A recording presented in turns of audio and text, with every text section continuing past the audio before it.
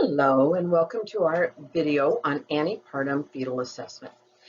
This video is going to really look at how do we know that the baby's okay inside a mom? Well, the most common answer is the baby kicking and moving? And that's what we're going to look at first. But there's a lot of other tests that we can do to see how the baby's doing. And we do these and we like to do prenatal care on our patients because 2/3 of fetal deaths occur prior to the onset of labor or while the mom is still pregnant. We call those stillbirths or intrauterine fetal death. And our whole goal of doing procedures, and many of them are done in the hospital setting by nurses, is to prevent intrauterine fetal death and to identify babies that are at risk for it.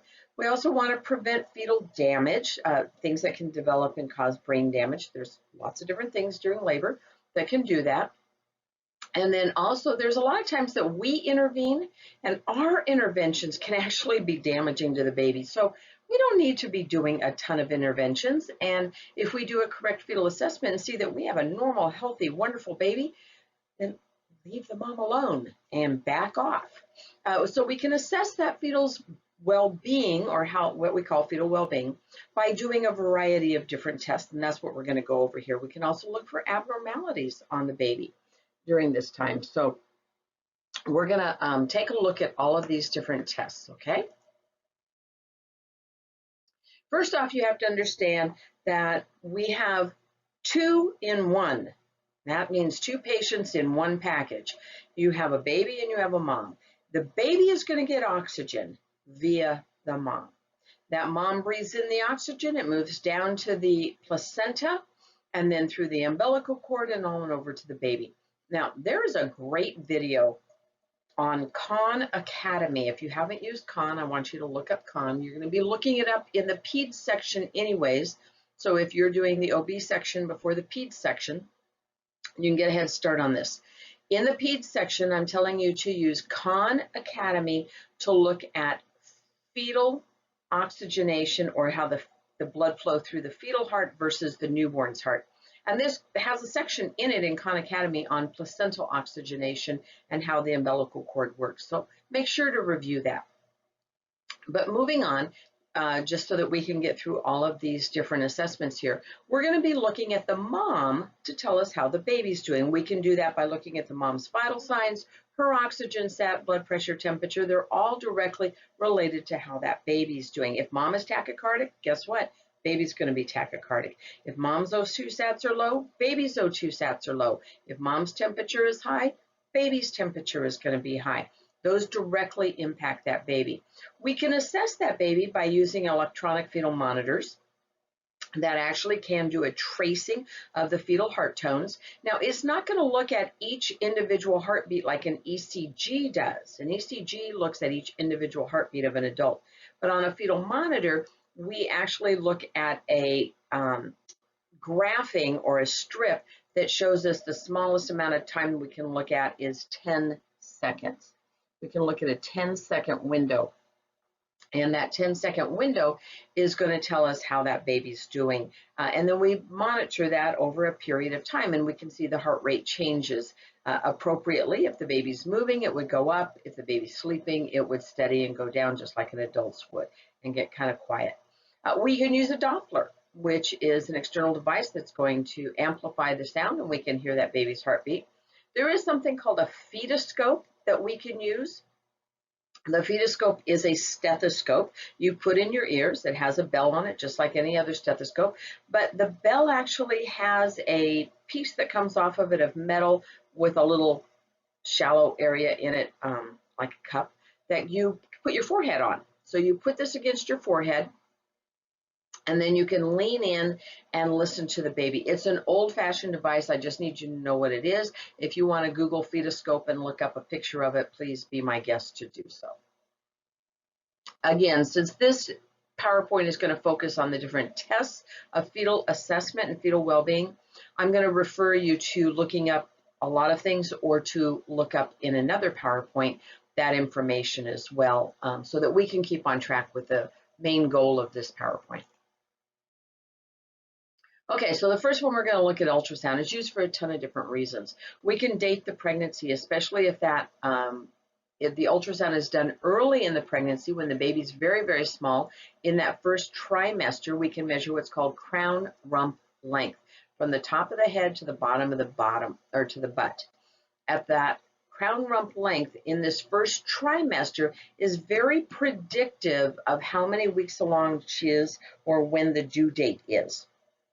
Now, as the baby gets bigger and you move into the second and third trimester of development, then genetics comes into it. And if mom and dad are over 6 foot, each of them, you're going to have a baby that's bigger. If mom and dad are tiny, then you're going to have a tinier baby. And it's not as predictive to look at the size of the baby or the length of the baby later in pregnancy because of genetics.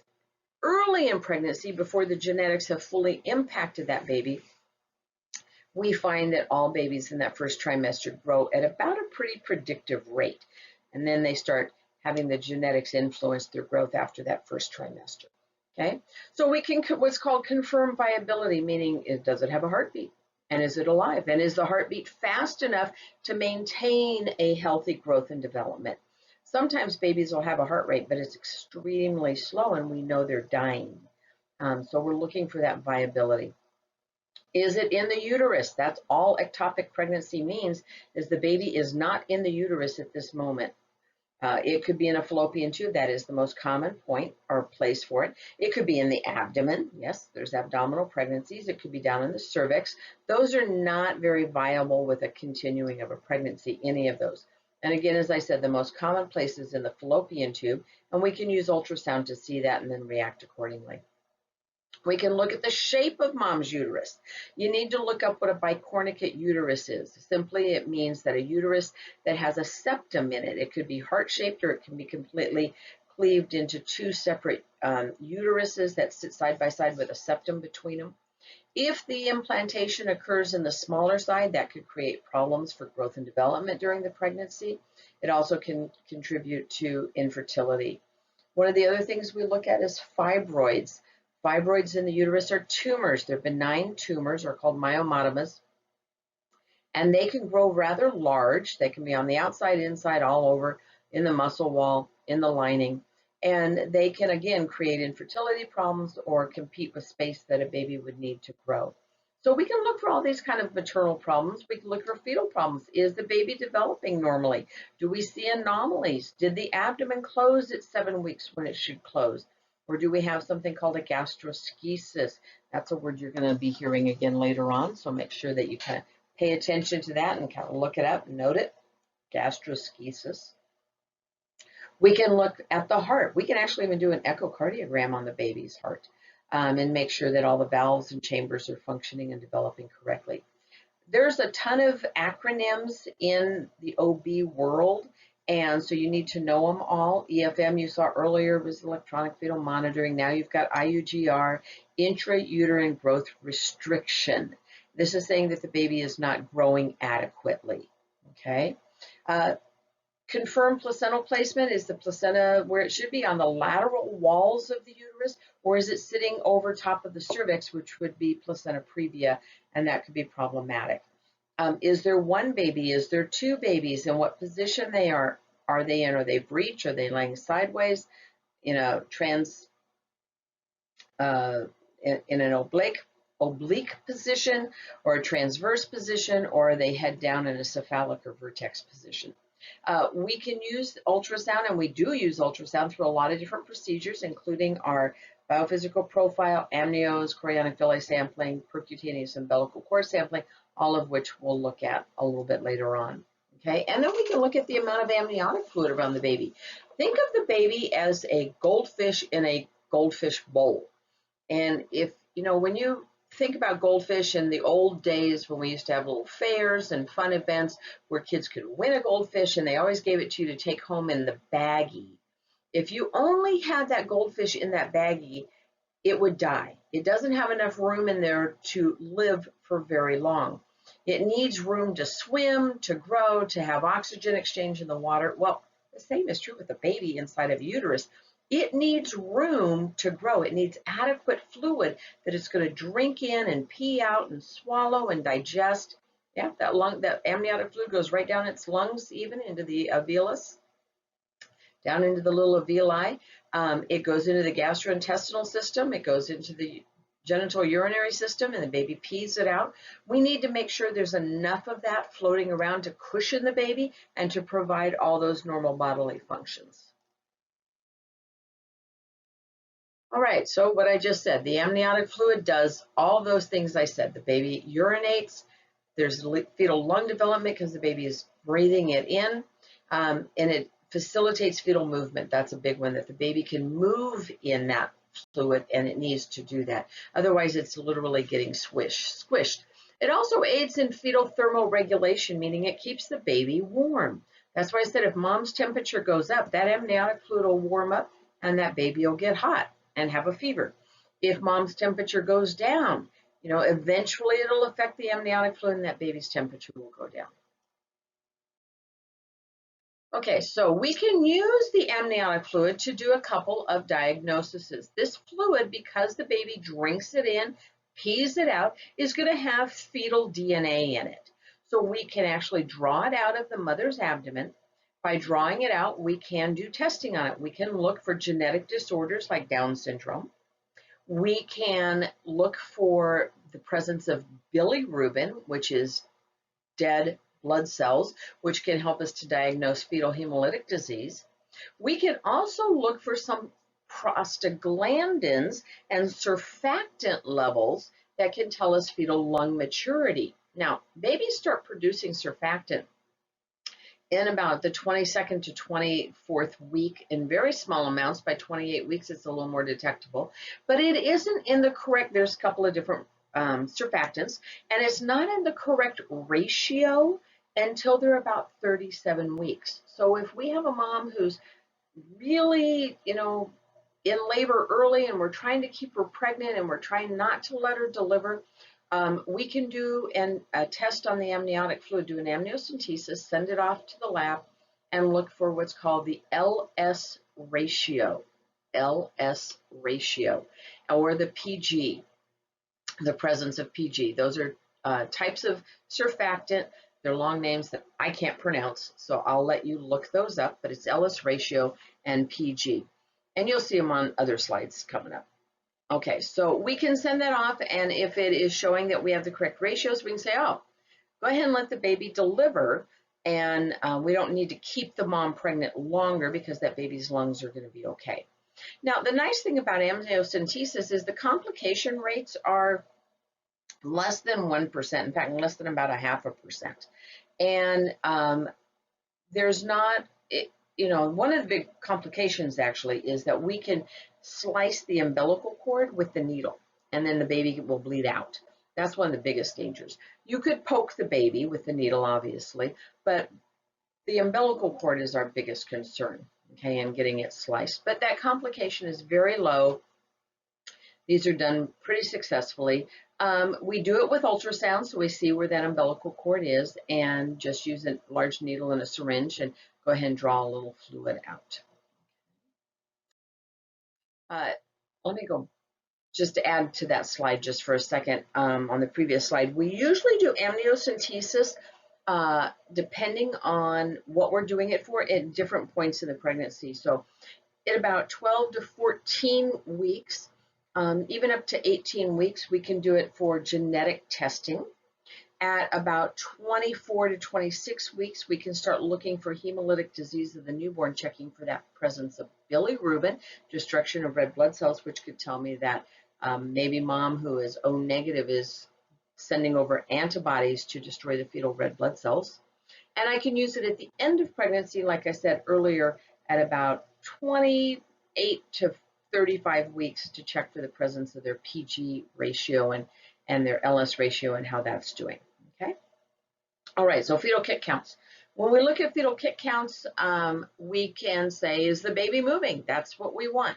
Is the fetus moving? And we want babies to move. Just like all of us, when we're healthy, when we're feeling good, we're up, moving, walking around. When we're sick, when we don't feel good, when we're fatigued, we lay down and we're tired. Well, the same is true with that baby. We start performing these in the 3rd trimester. Now, if it's a low-risk pregnancy, meaning everything's fine, we'll do them at about 34 to 36 weeks is where we start. and have her do them. She can do them daily until the baby's born. If it's a high-risk pregnant, we start doing them at 26 weeks.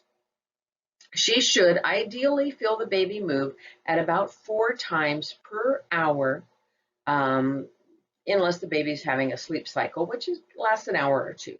Okay, so absent fetal movement greater than 2 hours is very abnormal, and we would send her to the hospital. Get that down, hospital, not to the physician's office. She's going to go to the hospital to triage, because that's where we can do something about it, not at a physician's office. Okay. Now, there is a test called a non-stress test. A non-stress test is used for, listen carefully, a non-stress test is used to see, can mom stay pregnant longer, or should we deliver the baby? Can mom stay pregnant longer, or should we deliver the baby?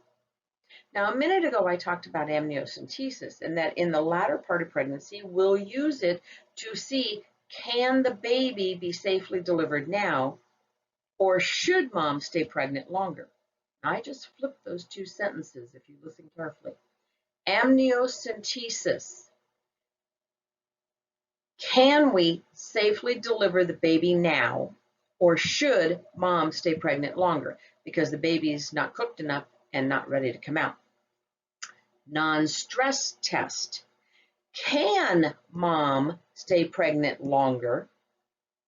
Can mom stay pregnant longer, or should we deliver baby now? Now we want to say, is it safe for baby to stay inside longer, or is the baby suffering from some problem and needs to be delivered and we'd be doing better on the outside? So the indications are over there on your slide. DM stands for diabetes. PIH is pregnancy-induced hypertension. Intrauterine growth restriction, those small babies that aren't getting enough nourishment, maybe the umbilical cord's too small and they're not getting enough nourishment, and they would be better served by delivering earlier. Mom was in trauma, placenta previa, placenta abruptio, something like that, or the baby stopped moving and we want to get it out quickly so that we can save it before it dies. If moms have maternal diseases, I've actually seen situations where we've actually used both amniocentesis and stress test together. We'll use the amniocentesis. Should baby can baby be safely delivered now, or should mom stay pregnant longer in maternal disease as well, especially for things like right now for COVID. We've done it for coccidiomycosis or valley fever, where we need to deliver these babies and we're just trying to get her far enough along to get the baby's lungs strong enough that it'll do okay if we deliver early. Okay, so back to non-stress tests. Maternal diseases like hypertension, again, diabetes, those are the main ones that we worry about. Oleohydramnios means not enough amniotic fluid, too little amniotic fluid. Remember, we just had a slide a second ago that talked about the need for amniotic fluid to help cushion the baby, control its temperature, allow for movement. If there's not enough in there, baby's not going to do well and we might want to deliver. And then the Rh disease, where again, mom may be isoimmunized, meaning she has created Rh antibodies, which can cross the placenta. They're small enough to do so from her plasma, and they go right over and destroy positive Rh antigens on fetal hemoglobin if the baby is Rh positive, and could kill the baby. Okay. By the way, you can look up the word hydrops, Hydrops, hydrops. Do a Google search and look at images, and then you'll understand why we don't like Rh isoimmunization and what it creates. Now, a non-stress test is really easy to perform. It's inexpensive, it's non-invasive, and we do it every 3 to 4 days. We can say, okay, mom can stay pregnant longer for 3 to 4 more days if this is reactive. Okay. So what we do is we look at it and we call it either reactive or non-reactive. We're looking at fetal movement. If I made you guys get up and jump up and down and do jumping jacks right now, it would cause your heart rate to go up. If I told you to lay down, go to sleep, I put on boring music, I kept my voice boring, you would fall asleep. Okay. Well, the baby's no different. Its heart rate's going to respond to what's going on around it. So if the baby's moving, you would expect the heart rate to go up. And so in a 20-minute period, we're looking at, does the baby move? And if it moved, did the heart rate go up? And we do this by having mom push a button on a machine while she's hooked up to an electronic fetal monitor.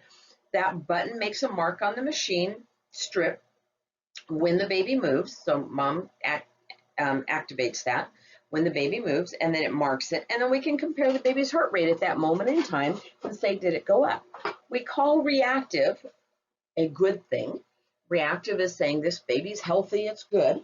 And we say that they had 2 periods of movement where the heart rate went up for 15 beats per minute for a period of 15 seconds in a 20-minute period. This is a need to know, folks, that 15 by 15, two of them, 15 by 15, that's how we word it, in a 20-minute period. That it has a normal baseline being from 110 to 160, and that we have moderate long-term variability. LTV is long-term variability, meaning we're also seeing the heart rate changing anywhere from 6 to 25 beats per minute over a minute period of time, just in a normal placement. We don't like to see babies' heartbeats be 140, 140, 140, 140, 140, 140, 140, and never change. Yours and my heart rates don't do that. It's because our cerebral cortex is responding to all the stimuli around us, and our heart rate changes constantly based on that. A baby's should also. So if the heart rate is just the same and it's a straight line, that is telling me this brain is not working correctly, and they're working basically off of brain stem only and very little cerebral cortex stimulation, and that's a bad thing. Okay, so non-reactive, failure to meet the criteria. Unsatisfactory means I couldn't get a good movement. The baby was moving so much I couldn't get a good tracing, because remember, this is done externally. It's non-invasive, so I can't get a good reading. I need the baby to kind of stay in one position so that it picks up the ultrasound of its heart rate. So what does it look like? Well, you can see with these black arrows, so let me see if I can grab a highlighter here, and I'll do this in yellow. So this area right here, the black arrows, is showing that the heart rate went up. Okay, the heart rate's going up, and each time it goes up, that's telling, and the marker is saying, mom, there was movement. This is the mom saying the baby moved. She pushed the marker and the heart rate went up. Now, this graph is really hard to see, okay, but basically, essentially, grab a different color for you. From here to here is 1 minute, okay? And then you can see here that this is 120, 150, 180, that's the baby's heart rate. So in another graph that'll come up in a minute, you'll see that there's smaller horizontal and vertical lines in here. And I can actually look at a 10-second period, because there's 6 lines that are going vertically here, and then there's the horizontal lines that indicate from 120 to 130 to 140 to 150 to 160, 70, 80. And you'll see that in a minute.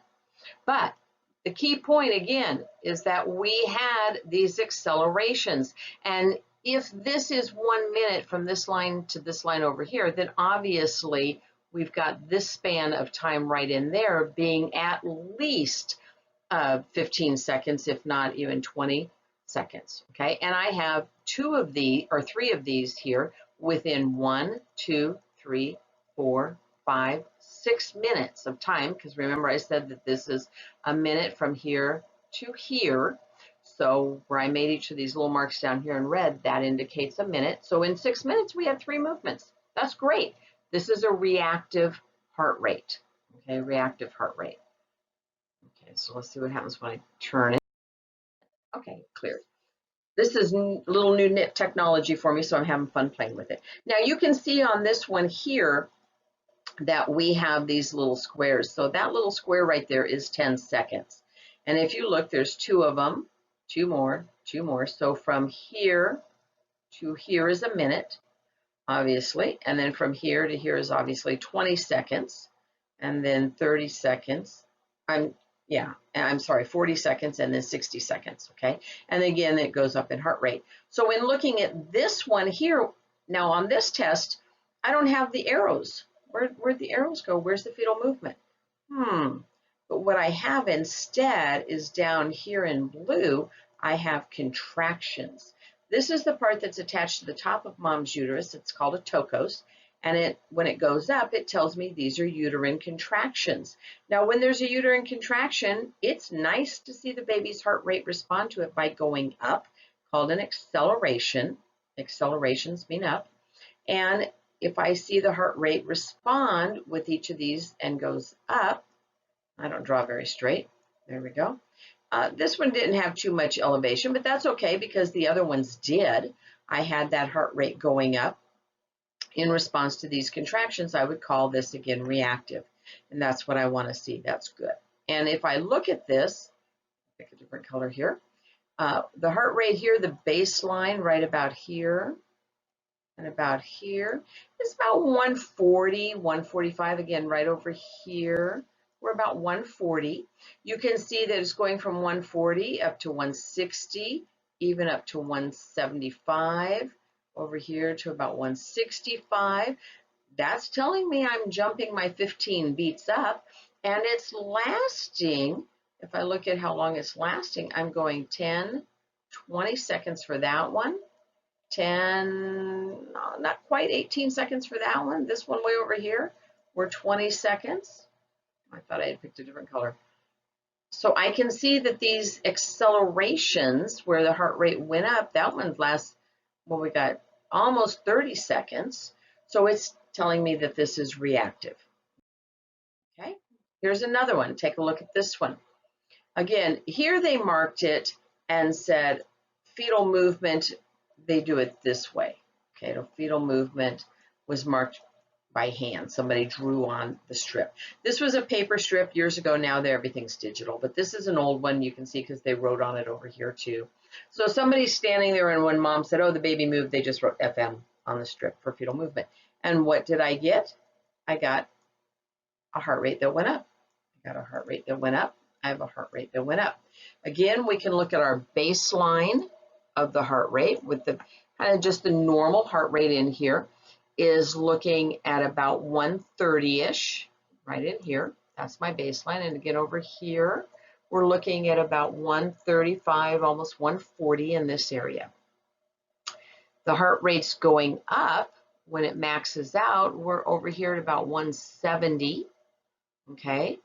And look how long that lasted. It went from here to here, which was almost a full minute. These are my 10-second windows now here. So 1, 2, 3, 4, 5, 6. That's a full minute that we went. Let me make it, draw it like that for you so you can see that we had a full minute. Okay? You'll see that. Okay, so that's reactive because I've got 1, 2, 3 heart rates. Remember, I only need 2 of them in a 20-minute period. Okay, and my 1-minute periods on this one here, you can mark from here. So 1, 2, 3, 4, 5, 6, count them over to here, and that's how you can mark them. Okay, let's look at this one. Do I see major elevations? Look at this. Everything is pretty just flat. Grab my mouse vanished. There we go. Everything in here is pretty flat, isn't it? There's not a whole lot of movement. The heart rate is sitting right at about 130-ish, 120s to 130s, and not a whole lot of change in there, 130 to 140. I have this one little elevation over here that I just marked in yellow, but it's with a really tiny contraction. Look at this great big contraction right down here. I put on the bottom. That didn't get any response above it. This is called non-reactive. Non-reactive is not good. It's saying this baby's stressed out. It's not responding to the normal stimuli around it. We have another contraction over here at the very end. And again, if you go straight up, there's nothing going on. So this is a non-reactive strip compared to the other ones that had accelerations. This one does not. Look at this one. Again, I'll try to use a better color for you. we'll use orange. My heart rate baseline is sitting right in here at about 130. Again, 130. I only have this one little teeny acceleration right here, and it went from baseline of about 130 up to 140. It didn't give me 15, did it? And look how long it lasted. Do it in red. This elevation only lasted, well, I got 30 seconds out of that almost. I'm going to put over here. Because remember, each of these little boxes is 10 seconds. Again, going from here to here. I don't draw very straight. There you go. In purple, that's your 1 minute. So your first box is 1, 2, 3, 4, 5, 6. You can see that where I was marking it in purple. So you can count your boxes. Look down at the bottom. That's the contractions, and there's really nothing going on down there either. A normal resting rate for mom is less than 20. So she's just sitting there without contractions, but the baby's not doing much. Now, granted, this strip only looks at about, we've got 1, 2, 3, 4, 5, 6, 7 minutes. Babies can have sleep periods for 7 minutes. That's okay. So this might be a sleep period. But if you were taking a test and this is presented to you on a test, this is non-reactive. Okay. Now, in the real world setting, if I saw this, I'd give mom something cold to drink. I'd have her move and wiggle, see if I can wake the baby up and get it to respond. If it responds, then it's like, oh, okay, it was just asleep. If it doesn't respond, then we have problems. We would consider doing a biophysical profile for a little more, which involves the ultrasound, and then considering inducing labor, depending on how far along she is. Okay, that buzzing noise that you can hear if you push on the little thing there, that is considered a vibroacoustic stimulation. We'll use 3 to 5 seconds of a noise. We put it right on her belly and push a button. We want to see the heart rate go up 15 by 15. Remember I said a minute ago, if we saw that previous strip, I would give her something cold to drink, make her move, because the baby gets cold when mom drinks something cold, and it'll move away from the stomach a little bit and move to the other side of the uterus. And I can do this noise that can make the baby, that face right there, what's that noise? And it makes it move. So we can use that, or we can use, like I said, move mom, get her wiggling around, and then we move the baby with something cold to drink. There is something else called a contraction stress test. Now, on a contraction stress test, to be perfectly honest, we rarely do these anymore. Rarely, okay? Because we do biophysical profiles, and they're much more reliant without as much risk, because this has risk of sending her into full-on labor, and we may not need to do that. We can do a contraction stress test by still putting her on a monitor, just like you did for the NST, and then we either do nipple stimulation, which releases prostaglandin, which is going to cause uterine contractions, or we can actually give her oxytocin, IV Pitocin, and create contractions. And we want to look at least 3 contractions, and did the heart rate go up with them, and it would give me a reactive reading. Again, it's something you need to know, something not done very often in practice anymore. So when do we not do a contraction stress test? Well, if she is really early, like 28 weeks, don't do it for preterm labor. That's what PTL means, is preterm labor. PROM means premature rupture of membranes, meaning her water broke and she's not in labor. Don't do this test. We're going to just go ahead and induce her and put her into labor.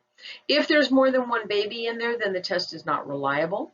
If she had a classical C-section, C/S means C-section, so if that incision is going vertically on her abdomen versus low horizontal. So vertical is a classical, low horizontal is considered fang and seal or a bikini cut, or a low vertical or low horizontal incision.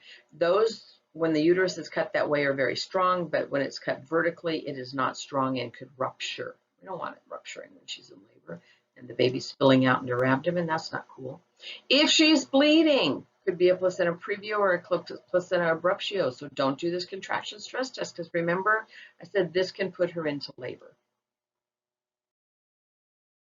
Okay, this is the test that's most often done now. This is called a biophysical profile. You need to know all 5 points of it. We score this from 0 to 10. Each of these 5 things gets 0 or 2 points, not a 1. It either gets 0 points or it gets 2. We do the NST. If it's reactive, it gets 2 points. If it's non-reactive, it gets 0 points. We're going to do an ultrasound then. We're going to look at, is the baby moving? Movement is 2 points. No movement is 0 points. And when the baby moved, what was the tone? Was there strength to it, like it punched? Or was it just a wimpy little arm movement? Okay. We're looking at breathing. Can we see the baby's chest rise and fall on this ultrasound that is breathing in the amniotic fluid and then it's going to breathe out? The rise and fall, that's a 2-pointer. Not breathing is 0 points. And again, the baby's breathing amniotic fluid, that's not where the oxygen source is. So the fact that the baby's not breathing is very concerning, but it's not related to fetal death directly in and of itself, because remember the oxygenation is coming from the placenta.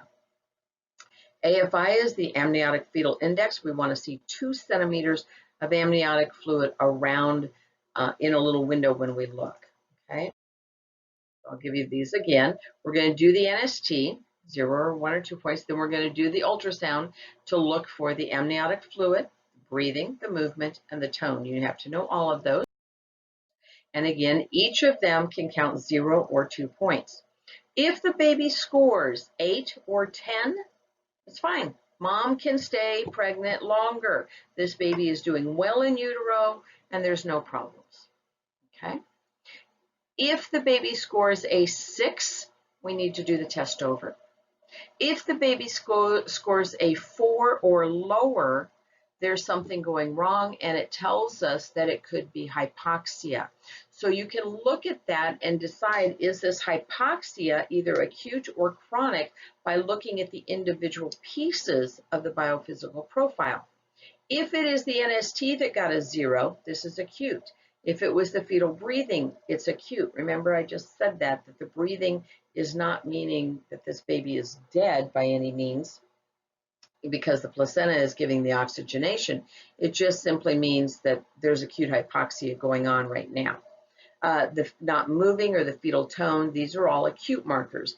If that amniotic fluid index is smaller than that 2 centimeter window, then this hypoxia has been going on for a long time, because that is a later response. And in any nursing question, you need to know the difference between early and late signs and symptoms of everything. We really check early and late for everything. So make it a mental note that these acute hypoxias are things that are telling us there's an early sign or symptom that there's a problem, versus the amniotic fluid, which is chronic hypoxia, meaning it's a late sign. So, as I said, we score it. 8 to 10 is normal, 6 is equivocal, and less than 4 is abnormal, and we need to intervene. Okay, and here's the scoring in detail for you, so you can look at it. I already said all of these things.